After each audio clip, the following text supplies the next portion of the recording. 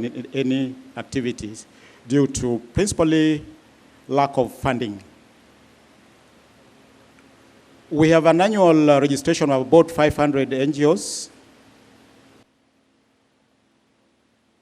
A boxing match between two extraordinary fighters. Up for grabs was $5 million for the winner and $5 million for the loser. And in 1974, when they fought, they did not fight like Pacquiao versus the man who was running away from him in the ring. Allow me to introduce the boxers at this moment. In one corner, we had this man, George Foreman. He steps into the ring at the age of 26. 1.91 meters tall, 100 kilograms in weight, a pre-fight record of 40 fights, never been defeated, and 37 knockouts. Very impressive record. Only 3 people managed to take him to the distance, and they still lost. In the other corner, ladies and gentlemen, was this gentleman, Muhammad Ali. 32 years of age at the time, he steps into the ring, same height, 2 kilograms lighter, pre-fight record, 37, 44 fights, 31 knockouts, and 2 defeats. George Foreman's strengths were that he was a power puncher. He was known as a power puncher, didn't talk much. But on the other hand, Muhammad Ali had 4 key strengths. Number 1, preparation. He had to prepare to win. That's what champions do. They think like champions. They start preparing for success. Success is not going to fall upon you. You must prepare for it. Secondly, work ethic. Work ethic. We have to continue to strive for excellence at every point in our game. Our work ethic is what will define our integrity. Our work ethic is what will define whether we are providing value for our clients, value to our staff, value to our shareholders, value to our stakeholders and our partners and our suppliers. The next one is speed. I find it fascinating that in South Africa, when my clients phone me or they email me or they leave a message on my phone saying, Alex, we want to know if you're available on the 13th of December for a conference. Please let us know. And I get back to them within 10 minutes. They are flawed. Because what is common is that, well, you know what, even if it gets back to us in 24 hours, it is still acceptable. But because my speed, I get back to my clients so quick, I beat all the other guys that fast. Because they say, wow, you know that if I'm getting back to you that fast, that means when I come to the conference, I will be punctual. I will respect you. I will be on time. It's just the way we think. Muhammad Ali says, I'm so fast that last night in my hotel room, I switched the light off and I was in bed before the room got dark. Granted, it was 1974, so maybe the lights did not go off that quick. And finally, Muhammad Ali talks about self-belief. When you signed up to start writing those exams or to study, you were excited. You were on fire. I can do it. Halfway through the course, when things were tough, and you weren't sure whether you're going to make that assignment on time or whether you will pass that exam, you lost your self-belief. Why? We need to get it back. To believe in ourselves as individuals, to believe that we are something, that we count, that we matter. But not for somebody else's benefit, for yourself. Be yourself. As leaders especially, we need to be more mindful of where we are, especially in conference. Mindfulness means that I will stop having conversations with my brain while I'm doing something else. Have you ever driven from home to the office on the phone and got to your office and wondered how you actually navigated traffic? How you went through that traffic light, how you stopped at that stop sign while you were on the phone? You were not mindful. It's a very dangerous habit. Or sometimes you get to the office and you wonder, did I lock the front door? Because you're not mindful. If you were mindful at that point where you locked the door, you would have been in the present. And that helps us to be more efficient. When we are having meetings, if you are mindful and you're in the room, you're there. You don't need 1-hour meetings. You have meetings that are enough to cover what you are discussing and then you finish. If it finishes in 17 minutes, let it be. Don't be fooled by the sunk cost fallacy and say, well, we booked the boardroom for 1 hour. Let's carry on for the rest of the time. No, it's finished. Go on and be more productive elsewhere. And finally, resilience. Resilience is our ability to bounce back, regardless of any setbacks we have faced, any challenges we have faced. And resilience has many forms. We have emotional, we have spiritual, we have physical, we have mental. And today's talk is really more about the mental side. So I'm not going to cover too much of the other ones, in as much as they're important. Especially the spiritual one, where we talk about values and our beliefs. Never compromise on your values. Never compromise on your principles. If you believe in a particular area and that's a belief for you, don't be fooled by somebody else. If you hold true to it, hold on. But the one that's really important is the mental one. That self-belief I've spoken about. The controlling the controllables. And avoiding those thinking traps that limit our growth in our minds. What we are seeing at a global level is that regulatory pressure is growing, and it will continue to do so. It is not just in Kenya, it is not just in East Africa, it is not just in Africa. Globally, we're seeing a lot of pressure on revenue authorities and their equivalent to collect tax and to help governments balance their books. Unfortunately, the nature of the beast is such that that works its way back to us, as practitioners, as taxpayers, as just general citizens in a country. And what we're also finding is that there is more and more stringent and onerous reporting requirements. We have seen that in Kenya. Those of you who have gone on to the ICPAK system to try and file your personal return already, you are having to fill in more and more information. You're being asked more and more questions, which in some ways is a good thing, but it's only a good thing, whether it's in Kenya or elsewhere in the world, if the revenue authority is using that information to increase the tax base, to widen the tax net. And I think, to me, very few revenue authorities in the world have actually successfully used information that comes in on returns, whatever the returns may be, to actually go forward and say, let's go after these people.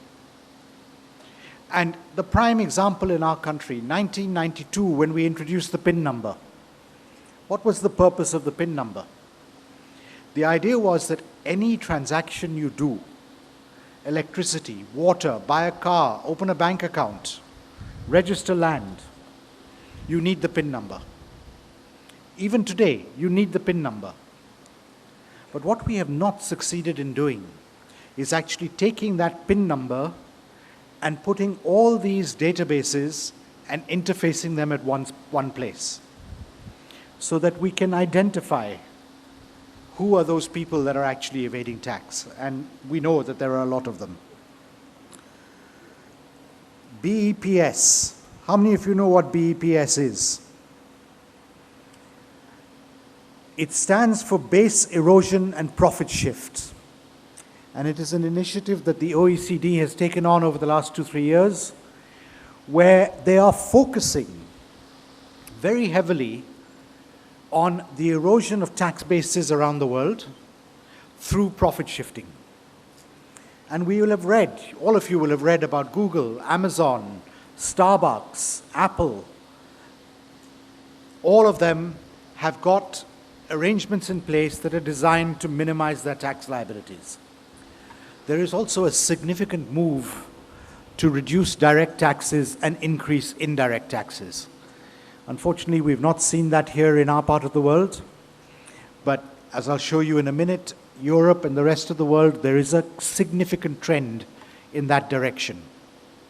But I really do believe that we should be taxing spending and not taxing earning. Because taxing earning is actually a disincentive to earn and to increase our economy. Now, there must be some limits. We cannot start taxing basic food commodities, which we tried to do with the VAT Act, because that will not help the economy as a whole, and it'll simply increase the poverty gap. So some thought has to go into it, but a move away from direct taxation into indirect taxation is, to me, very important. Okay, tax compliance and reporting on a global scale. Deloitte globally did a survey in 2010 and then did another one in 2013, where they were talking to their clients, we were talking to our clients about their tax compliance and reporting requirements. And there were 6 themes that were common both in 2010 and in 2013. The first was collaboration. For the multinational taxpayer, there is a need for greater control and quality at the headquarter level, wherever the parent company is, because tax is becoming an expensive part of your profit and loss account. Integration, we're seeing integration across geographies, across systems and people. We're also seeing greater integration with revenue authorities. E-filing is one such example. Our collaboration and integration with the revenue authority is increasing very substantially. Efficiency, like everything else in today's world, it's all competitive. And at some point, as those of you who are practitioners here will know, you cannot reduce your fee anymore. So what are you going to do? You have to increase your efficiencies. And I can tell you, your clients are thinking exactly the same. How do we increase efficiencies in our tax reporting and compliance structure?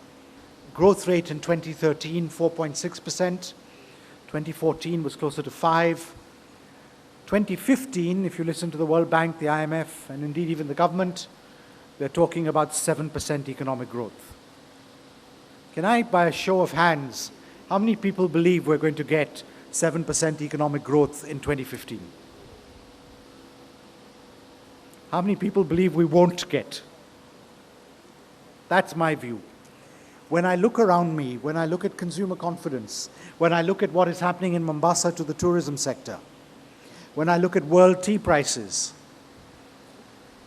it is very clear to me that achieving 7% economic growth in the country is going to be quite difficult.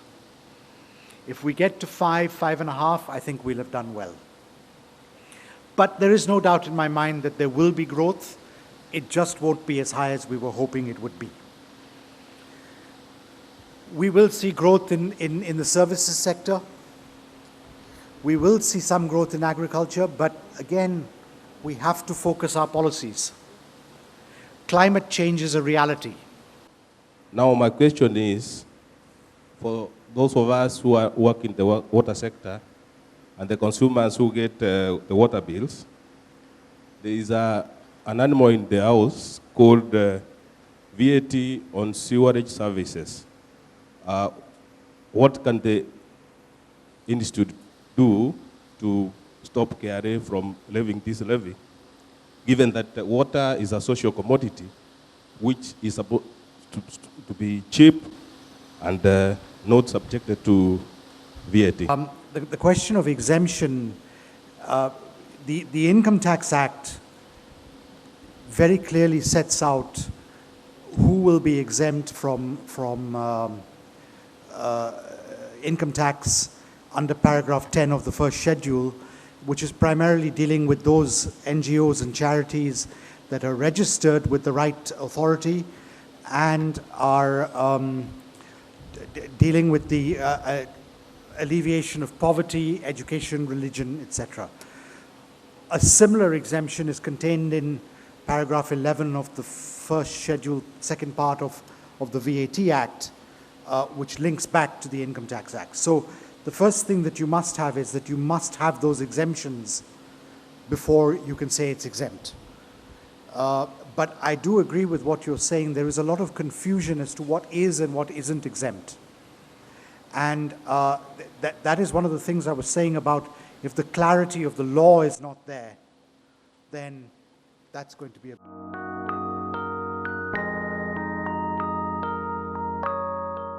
For professionals, you already know that leadership is everything rises and falls on leadership. And in Kenya, and particularly in Africa, our leadership is centered around our politics as well. So why are there not so many professionals in politics? Mostly it's because we tend to want to wait and see what the rough and tumble of politics will provide for us as leaders. We tend to think that politics is too dirty for the involvement of professionals. We also tend to sometimes think that politicians are all together against the rest of us. But is that really true? My dear brothers and sisters seated here, the last time I was here with you, I urged you as accountants, wale mlio wadogo, angalieni family kidogo. Lakini wale wamekuwa, take the lead. You cannot continue being where you are forever. I don't see why that parliament is full of lawyers. And I'm glad my colleague Martha is here. We have done the statistics. We have very many lawyers in parliament. They are taking the lead. The accountants, where are you, my brothers and sisters? This is your time. Your 16,000 membership, make use of it. Is politics a profession? Or is it an occupation? Which comes first? Because maybe I think very many people associate very bad things with politicians. And rightly, maybe that's what is maybe making the accountants to shy away from being a politician. However, if we want to make a change, then we must have professionals in politics.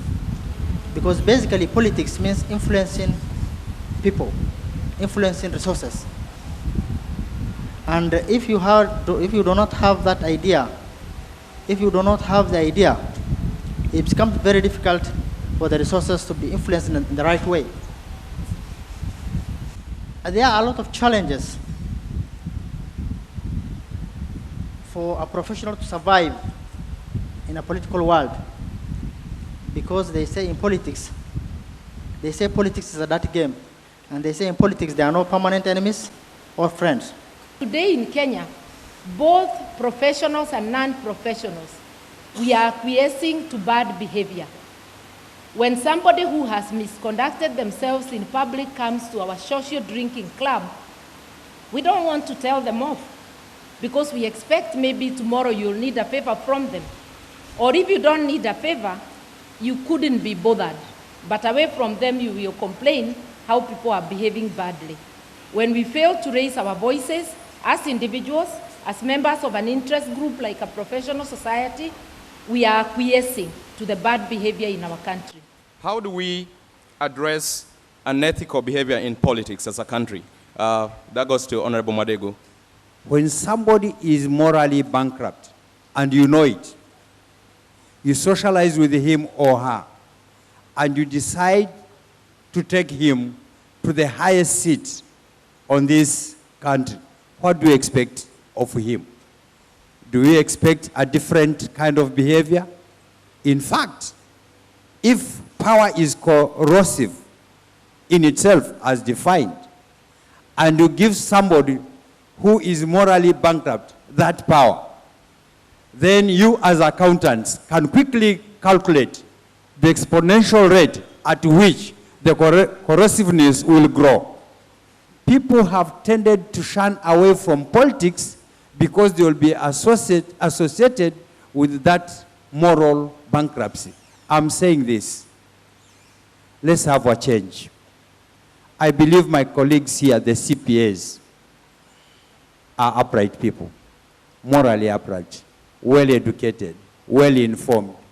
In fact, I'm looking at the day when 2/3 of parliament will be made up of these gentlemen, CPAs, who are in here, because they have the ability, they have the intellect, and morally upright. They say power corrupts, and absolute power corrupts absolutely. Yeah. But I came to realize that it's not that the politicians really want to are corrupted by power. It is us, the people. Because I have just said earlier, we glorify the powers, or we glorify the politicians because of the powers associated with them. It is us who are making them corrupt.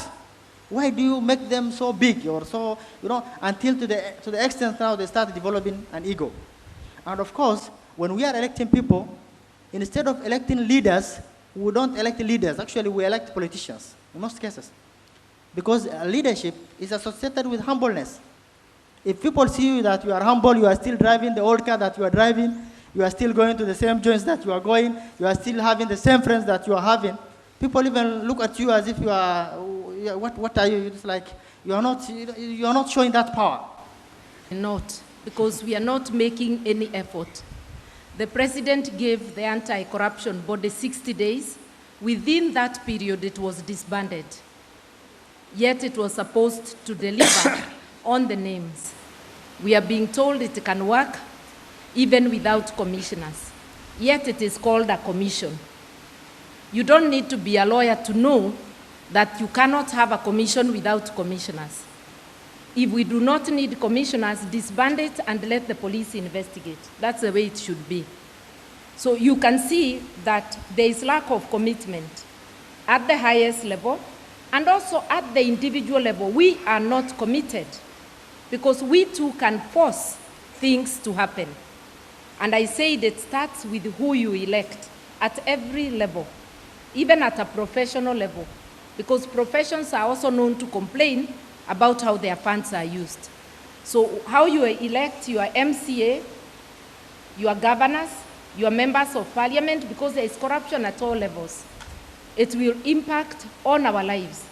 And I wanted to say about enforcement, it's not only the government, it's also about us. Our facilitators, session chairs, thank you very much. Coast branch officials and the members, Tuko Nyumbani, thank you very much, and other branch leaders for gracing this occasion. Our Inspector General of Police, thank you very much for ensuring that the security was well conducted, well done at this venue and the neighborhood. My secretariat team for the hard work. In such an event, some few things may not go well, but largely we look at the event by exception. I can say this is a good event. Thank you very much to my secretariat staff, our delegates, the media for covering this event. That was very, very good. Our council. I think when I was starting the event,